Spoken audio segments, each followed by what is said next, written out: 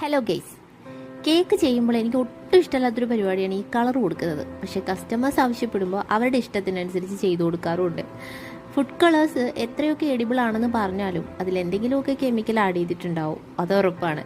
അപ്പോൾ അതിൻ്റെ use maximum കുറയ്ക്കാൻ ഞാൻ ശ്രമിക്കാറുണ്ട്. എപ്പോഴും ഇതുപോലെ തിൻ ലെയറായിട്ടാണ് കളർ കൊടുക്കാറ്.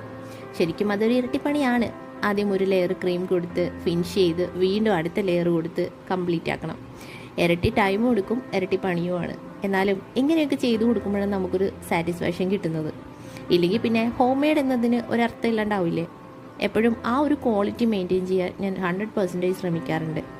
നമ്മുടെ മക്കളെപ്പോലെ തന്നെയാണല്ലോ എല്ലാവരുടെയും മക്കളും. അപ്പോൾ നമ്മുടെ കേക്ക് കഴിച്ചിട്ട് അവർക്കൊരു പ്രശ്നവും ഉണ്ടാവരുത് എന്ന് എപ്പോഴും ശ്രദ്ധിച്ച് തന്നെയാണ് ഓരോ കേക്കുകളും ചെയ്യാറുള്ളത്. അപ്പോൾ ഈ ഒരു കേക്ക് എലീസ ഫ്രോസൺ തീമിലാണ് ചെയ്തിരിക്കുന്നത്.